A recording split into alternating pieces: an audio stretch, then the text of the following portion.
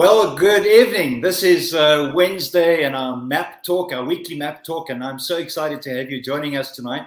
Whether you're joining on YouTube, LinkedIn, or Facebook, this is an exciting opportunity for us to get together, and we would love you to share these links with family and friends, and let's just get a positive and exciting message about the future, because I can see a great future that lies ahead for each of us. Let's look beyond the circumstances, beyond the situation, beyond the problems, beyond the issues of life, and focus on our vision. I think you've heard me talk about clarity of vision. That's what we need. Clarity of vision inspires direction or influences direction. And certainly the vision that you have of the future is going to impact the mindset that you have in the present.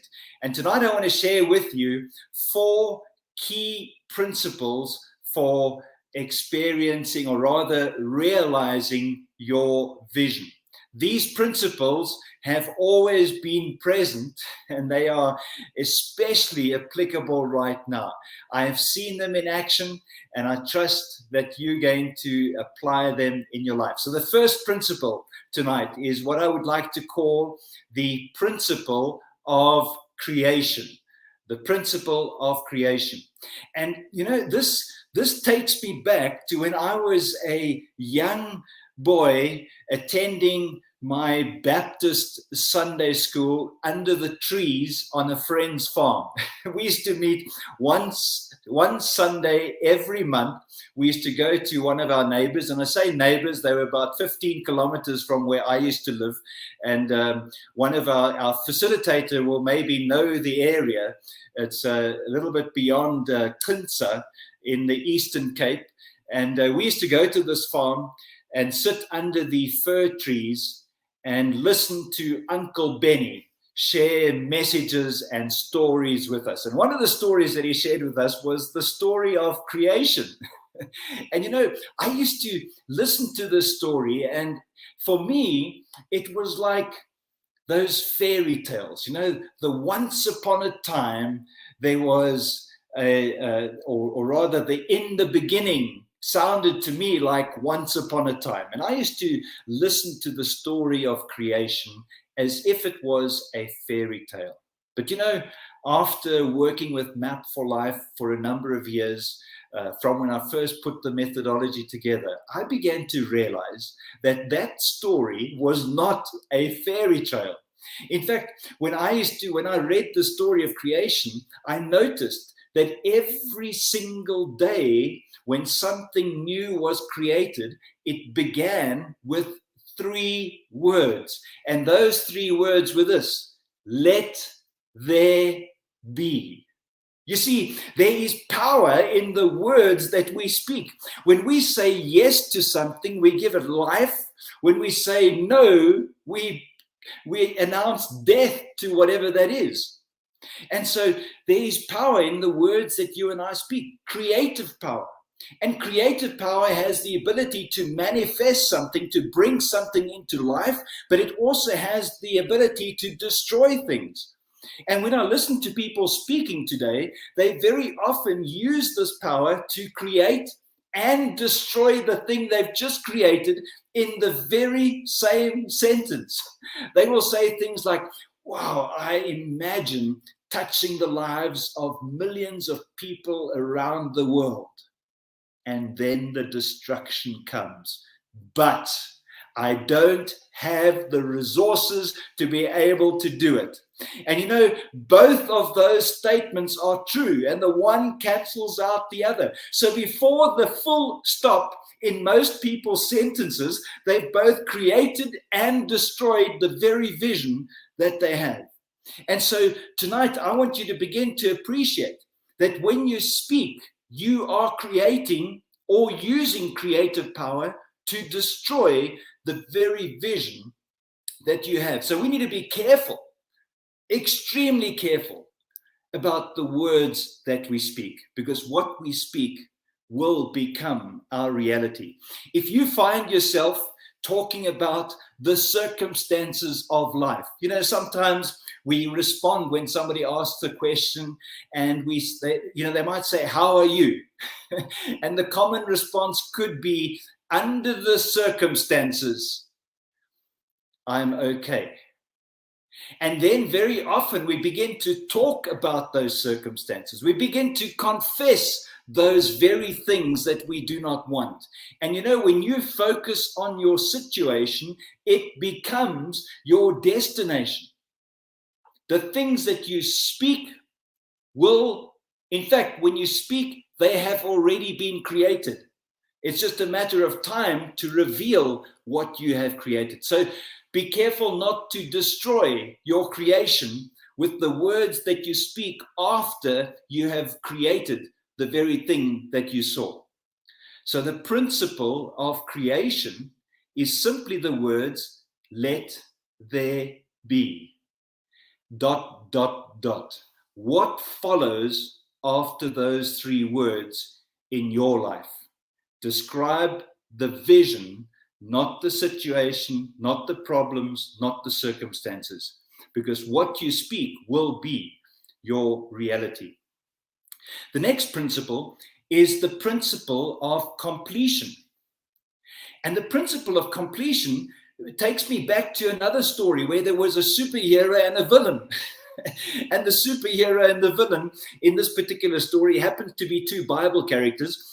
And there was a period of 40 days in the wilderness where the hero is going through a process of fasting. And I'm not talking about feasting, like in some cultures when they fast, they also feast. I'm talking about a fast where there maybe only water was available. You can just imagine after 40 days of not eating that you will be in a place where maybe you are in a state of weakness. Your mind doesn't want to function so clearly anymore. Maybe you're even hallucinating. I don't know what your situation might be. And in fact, I don't have any idea whether you've ever fasted for that period of time. I haven't, but I have been in places where for maybe 7 days, I have had limited intake of water, and I know the impact that has on your ability to function. And of course, at the end of 40 days, when the hero was at his weakness, the villain comes along and throws a few temptations.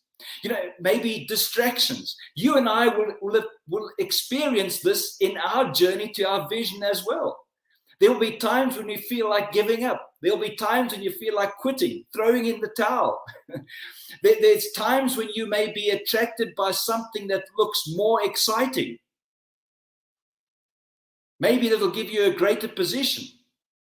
But you know, in this time when these temptations were presented, Jesus responded with 3 words. And those 3 words were this: "It is written." You know, what he was saying is, listen, the book has been written. The story is finished. You have been defeated. That cannot be changed. And so when it comes to our vision, the question is your vision clearly written down? Because if it is written down in such a way that it inspires not just yourself, but others, there is a promise that when you write your vision down clearly, it will certainly come to pass. In fact, everything that exists, it has been preceded by a written, documented plan. What's exciting is when you begin to write the things that you have spoken about, you know what happens? You get clarity. You begin to see more clearly that which you have envisioned. And so writing it is absolutely critical. Nothing exists without first a written, documented plan.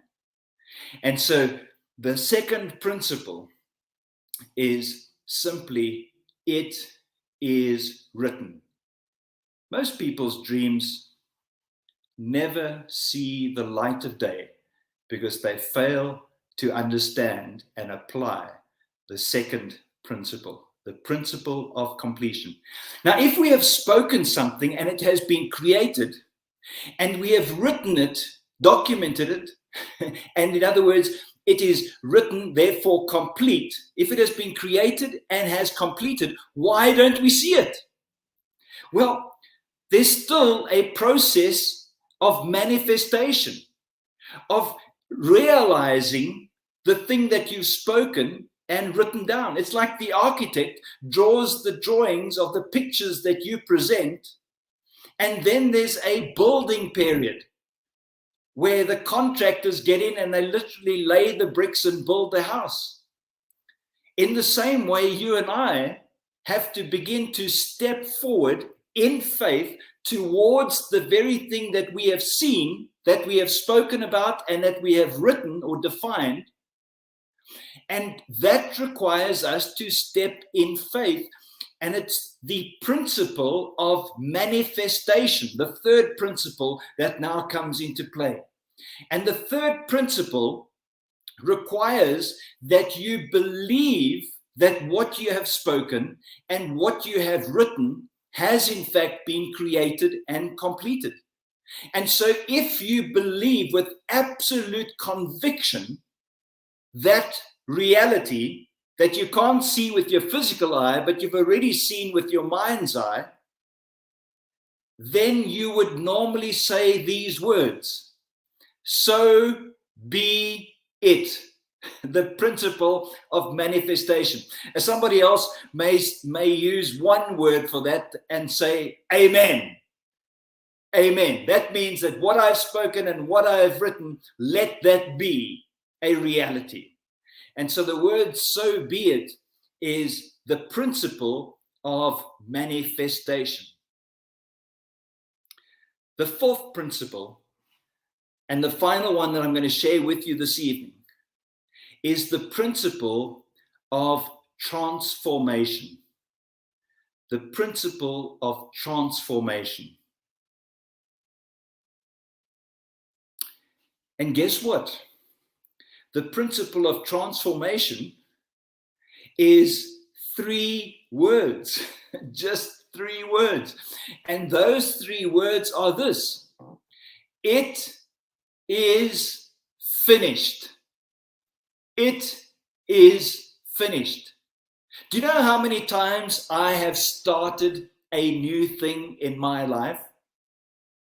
Well, it's so many that I have no recollection. Because you see, there are so many things I started, but I quit along the way.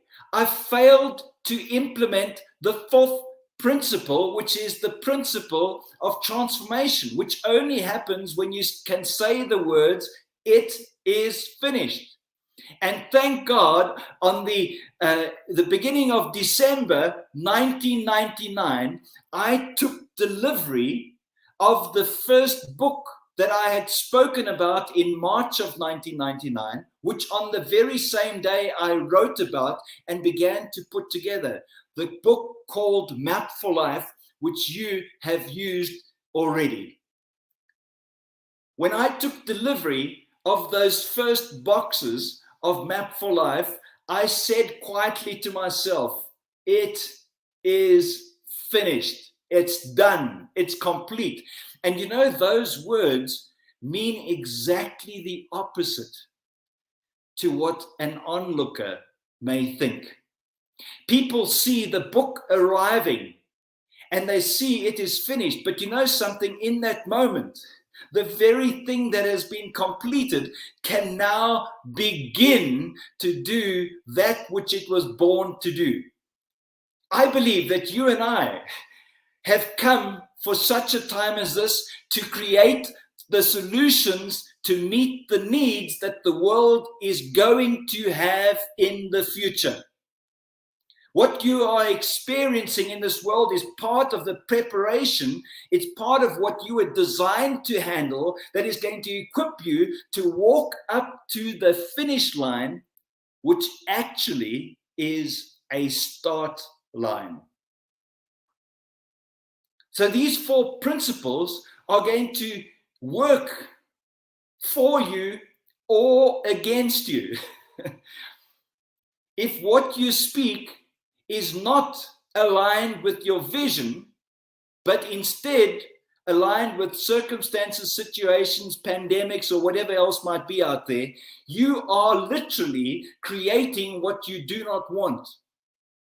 And so it's time for us to begin to speak about a vision of an exciting future, not one of a new world order. Because I can assure you that this time that we are in is a time when there are people that are taking an opportunity to establish a new form of control globally, and people like us are going to counter that control. We're going to speak life into the future. We're going to be deployed, not controlled. So let us speak the right words. Let us write them down. Let us define them clearly so that we can apply that second principle of completion.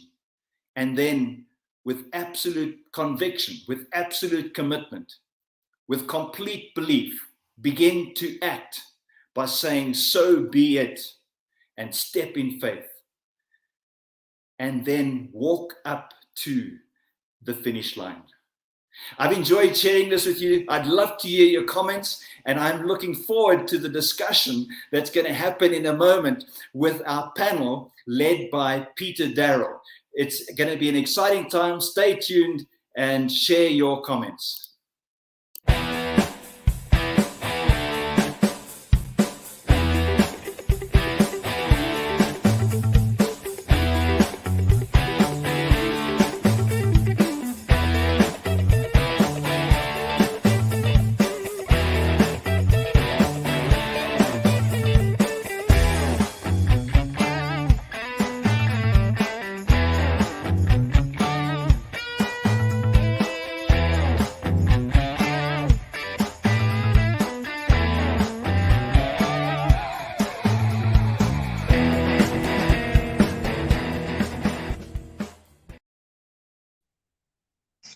Wonderful. Thank you, Glenn. I'm just looking at inside of a cover of one of the Map for Life publications. And it sets out, Map for Life aims to empower you to draw inspiration from thought-provoking quotes. And I just thought that that presentation from Glenn was truly thought-provoking. And I hope you got as much out of it as I did. And I'm looking forward to exploring some of these topics that Glenn raised. Purely by coincidence, sitting on my desk right next to me is a book called You Are What You Believe. And it's got simple steps to transform your life. But much of what's in that book is what Glenn's been talking about. As I was sort of sitting here waiting to come on stage, I saw this book and I picked it up, and I found it quite interesting. I looked at the name of the author, and it was a chap, Hiram Smith. And I thought, oh, I know that guy. And I suddenly looked on the other side, and I've got a book called, believe it or not, a book called What Matters Most, and it's written by the same Hiram Smith. And it's very much these things. And I'm looking at the panel that has come through, and I'm saying hello to Amelia and hello to Marvin. So great to have you with us. And I'd just like you to introduce yourself briefly and tell me what you thought of what Glenn's just had to say. Amelia. Hi, Peter. Thank you very much. Yes, that was indeed a very, very interesting talk. Just to give a quick background on myself, I started using Map for Life in 2010 when friends of mine gave me the Map for Business book as a gift when I started my own business. And the rest is history. You know, I've been using this tool for many, many, many years. Absolutely love it. It's great for planning. And tonight, when Glenn was talking about these principles, you know, again and again, I realized how important self-talk is. And, you know, we hear it so often. You get people that are almost shall I say, naturally positive, and then you get people who are naturally negative, the glass half full versus the glass half empty people. And it is so important, as Glenn says, whatever you tell yourself, whether you believe you can or believe you can't, you are always right.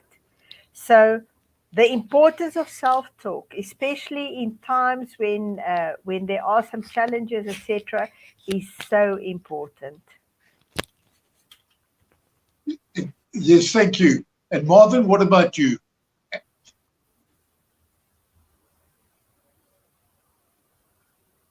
Marvin, I think we are muted. Hi, everybody. My name is Marvin Hawkins. There we go. Hopefully you can hear me now. Super. Thank you, Marvin. Excellent. Thank you so much, Peter. Thank you, Glenn, for the talk. That was very inspiring. Just such a good reminder of how using the Word of God as a good reference and in how God created things, how there's so many parallels that we can take from that in our own personal lives.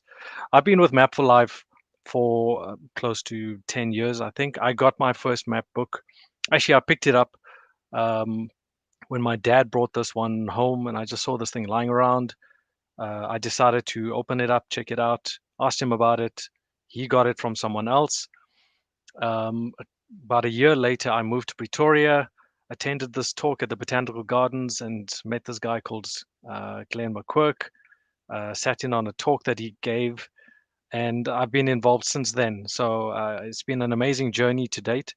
It's been amazing to be part of it as a user of MAP and as a facilitator, helping others transform their lives. And I think, regarding the talk for today being, I think the one principle that stands out for me is the principle of transformation, where you said it is finished. I think part of not only just speaking it, you also got to see yourself finished in that finished place. One of the things we've been doing in our Map Cafe um, has been focusing on visualization and using your mind's eye. Um, that way, you can kind of prepare your mind for when that thing that you're expecting to come comes, so there's no surprises. And I think by saying it is finished, that's actually speaking what you're expecting to see. There's a nice parallel over there. So that's really exciting. Thank you. What about fasting? The reason I say fasting, I saw something this week, and it was related to combining fasting with vision preparation. And just as Jesus went into the wilderness to fast, he was preparing for his future, and the fasting just added the pressure onto creating an even greater vision. And I've never fasted, but I just thought that when we take time out to work on our visions, maybe we need to be doing something quite serious and to get total attention. Would anybody like to comment on that one? Ladies Yes, first. I think from that point of view, I agree. I think when you fast, your whole being, your body, your everything is very focused on the aspect, that you basically want to consider or I mean, I've done fasting not for religious purposes but for health purposes, and your energy levels and your clarity when you are fasting is just so much more focused, so I definitely think that is a very good benefit, or you can get a lot of benefits from fasting when you consider serious aspects. That's the point I was aiming for. Marvin, would you like to add to that? Sure. I think to add to what Amelia was saying, I think fasting is a great discipline that I've used just to get in touch with you. What I really like about MAP, the 8th area in MAP, it focuses on rest and restoration. And I was reading a quote about how the two most powerful medicines is rest and fasting. And if you put the two together, if you think about it, rest and restoration is more about reflecting on what's happening, either what's happening now, what's happening before, what's happening inside. And I think fasting helps to fast track what's happening inside of you, to kind of quieten other voices inside of your body, to get you focused, like Amelia was saying, so that you can really focus on whatever it is that the focus would be. I mean, if it is focused on the spiritual side, then you can really get connected with God in a very deeper way, in a more intimate way, in a more authentic and genuine way. If it's more focused on trying to get in touch with you and make sure that you being authentic in whatever you're doing, then I think that's fasting is a fantastic tool to do that. And it lines up so perfectly with that 8th area in MAP. No, thank you. As I say, it was something that I came across this week.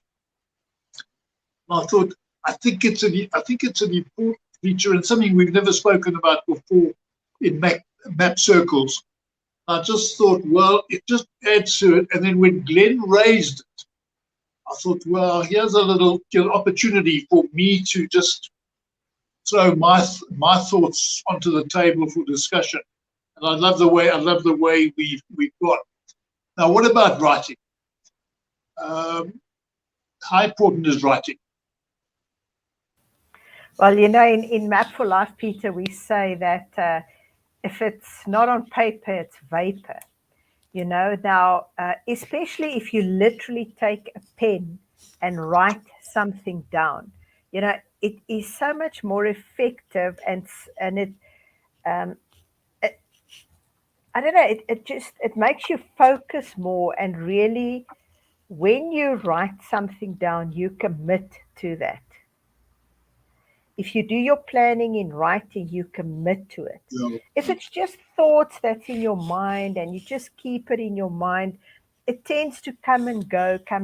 But once you write something down, you commit to it.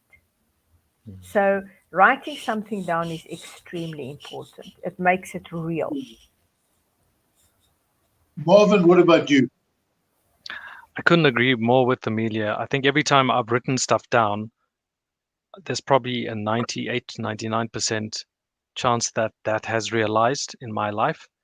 And so the same with my fellow colleagues that also follow Map for Life with us in our Map Cafe. I find that the power of writing things down, like Amelia was saying, and just adding to the fasting side, when you in the space where you can't think clearly, where you can't get into the zone and really focus, I found that having a pen and paper with you, and just any and every single thing that comes into your mind put down on paper, it makes space in your mind to allow for you to zone in on whatever it is that you need to focus on. Whether it be defining your goals, whether it be refining your goals, the fact that you can put it down on paper, like Amelia was saying, just helps you connect with it. For me, it's helped me connect with it. It's helped me to also show it to people, because when it's written down, it's a contract that I have with myself, Yes. and with whoever I show it with to somebody else. And then I think thirdly, that's my commitment to it becoming real. I can't now just throw it away. There's some power, and I was listening to another gentleman that had a talk about the power of writing things down. There's some connection when you actually write things down on paper, it all the way down to a cellular level, that it kind of, whatever you've written down either connects or disconnects at a cellular level, giving you that freedom to move on or continue with what you're busy with. It's yeah, I mean, for me, I'd absolutely would encourage every single person that has any thought of anything to write it down. No, wonderful. I always say, think it, ink it. And it just adds a little bit as a reminder. And so often we wind up having these discussions. We have some great ideas, but 10 minutes later you're in the traffic and you've forgotten it already, and trying to capture that thought. So I think it's important to ink it, put it down on paper. On vision, Yes. what are your visions, guys? I'd love to just share some visions. Amelia, You mean our personal visions? your personal vision, or yeah. Okay. My vision is to help people live balanced, healthy, active lifestyles. So, I am currently working very hard during the period of December to get my mission statements and my action plans and everything for next year set and ready. Obviously it's the short term and then longer term beyond the year. But the main focus is basically to have that vision clearly defined for 2022. If you don't have a vision, if you don't have a focus and something specifically that you could act, I remind myself of the aspect of having a magnifying glass on a leaf or a piece of paper. And if you keep it still and you absolutely focus it, you can actually start a fire. And to me, that is what vision is all about, and the importance of vision. Because if you don't have that vision, you don't have focus. I totally agree. And you, Marvin, would you like to add to that? Sure. My vision is all encompassed around helping people get in touch with themselves, the true authentic self that they are. I think too often we can be caught up trying to live somebody else's life and live somebody else's dream and live in somebody else's values. And I've made it my mission and to help people get clear on that. The clearer you are on your vision, the clearer you are on what's not your vision.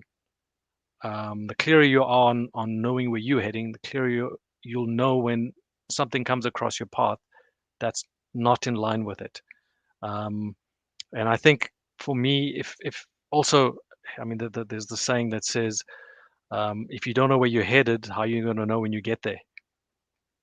So having the vision in front of you for me is always so important, because that just keeps you on track. And I remember when we did the mastery training, the story of, or the analogy that Glenn used, if you come into this busy restaurant and the people you're coming to see are hidden far away in a corner in the back of a restaurant, there's lots of traffic, people walking around, waiters carrying stuff.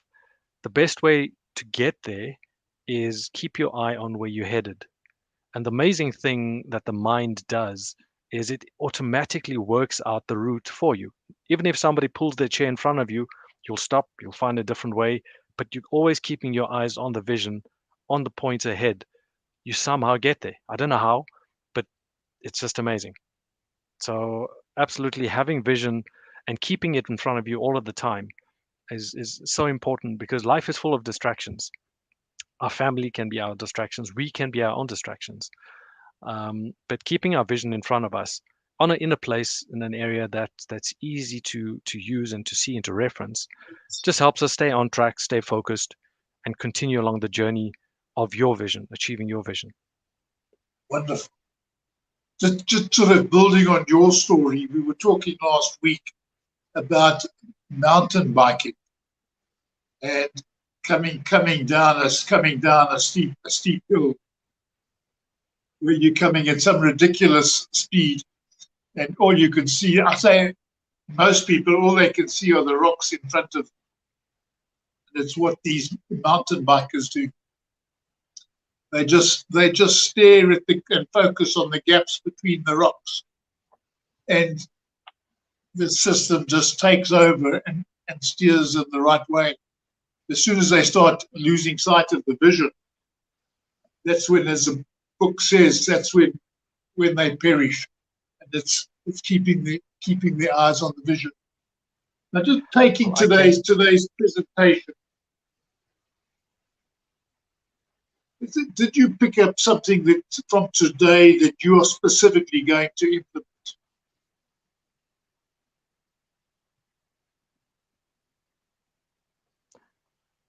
Amelia, you want to go? Or all four principles are equally important, but what especially jumped out for me was the principle of creation, the principle of let there be. If we start getting our self-talk and our thoughts right, and we focus on the right aspects, and I mean that links in again, like the cyclist going down. If you focus on exactly where it is that you want to be, with other words, you create the right environment for that bike to go through, and that's all you focus on. Even though your journey, like Marvin rightly said, your journey might take you with a little bit of squibbles. Our start point and our end point is not one straight line, and that's okay, as long as you have your focus and you basically have that point that you create as the end result. You will eventually end up there. Wonderful, wonderful. Marvin? So I love the fact you brought up the mountain biking, because I'm a mountain biker myself, and it's something that I'm passionate about as well. And it just reminded me, I mean, I've participated in quite a few of the mountain bike races, the most recent one being 94.7. And you spoke about going down terrains with rocks and stuff, and where your vision should be. It just made me reminded me that you in mountain biking, the principle is always look 5 to 10 meters ahead of you. Yes. In mountain biking specifically, you shouldn't necessarily watch the back wheel of the person in front of you. In fact, I actually look ahead of the person in front of me, because I already picture how I'm going to get around. And for me, if I look at and try and equate that to a principle, I would say the fourth principle of it is finished, because I always picture myself at the end of where I want to be, and see myself as it is finished. Very recently, well, not recently, I mean, at the beginning of this year, I started up in a new team within the company I work for. And we were all challenged to write down our visions, write down our goals for the year, what we want to achieve.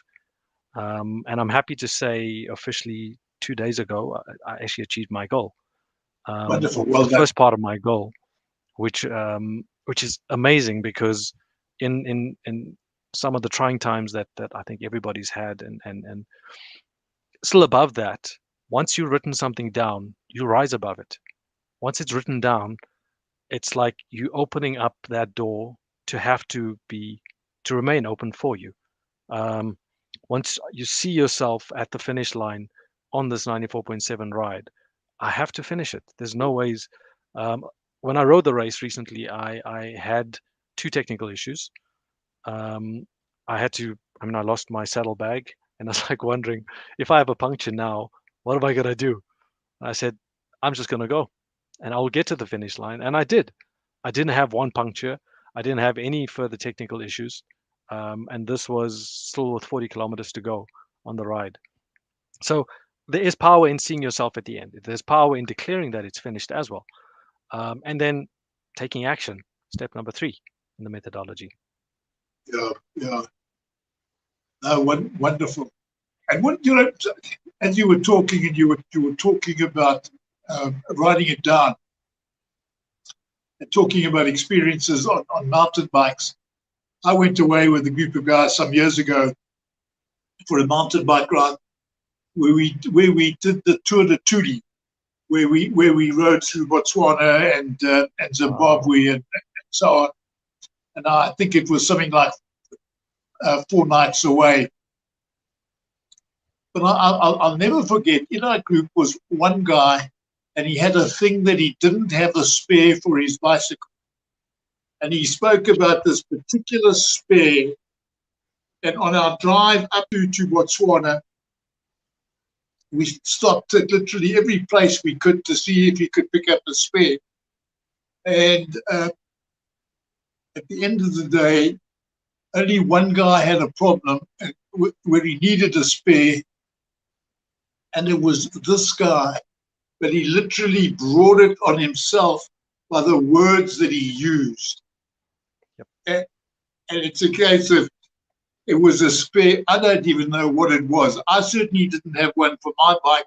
I didn't need one for my bike, but he needed it for his, because he literally brought it into being by asking for it and using the wrong language. And I think those words we use are so important, in both the spoken word and then when it gets down to the written word.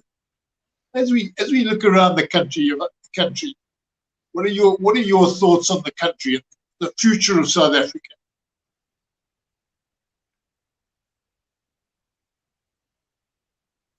We're talking vision, and what are we as Map for Life? What is our vision for this beautiful land of ours? Mm-hmm. You know, we have an amazing country. We have a country with so much potential. We have a country with so much great things, so much resources, such great people. And we've shown before how we can work together. And I'm sure it is very possible to continue with that. We just need the right people taking up the leadership roles and leading the country to think the same way. And it's as simple as that, you know. I think the challenges that we have can be fixed very easily if everybody just pulls together, and it's absolutely possible. Marvin? I think that South Africa is blessed, firstly. No matter what anybody says or feels, because you don't always feel that way, but we can declare it. And we can declare it enough that we start believing it. And we can start believing it that we will start to see it as well. It does require that we keep on speaking and praying over the country, absolutely. And we got to also do our parts. But we also can't allow what's happening around us to affect our personal journey. Irrespective of what happens in South Africa at whatever level, I'm not going to let it stop me. It's just going to be something that'll be, Amen. I'll experience along the way, not in the way. So I think it's important to just keep your eyes on what the Word of God says. Keep your eyes on what your prayer is, and also be careful of the people you surround yourself with, because they can either speak the right words into you or speak the wrong words into you, and you have a choice to either believe the right things or believe the wrong things. Yes. We respect that there are things that are in reality. A fact is a fact and you can't change it. But it doesn't mean because it's a fact that is the final outcome. We as people of faith can trust and believe for more and for other things, and that's what I choose to believe. That's what I choose to see for South Africa. Wonderful. And for Africa. I love it.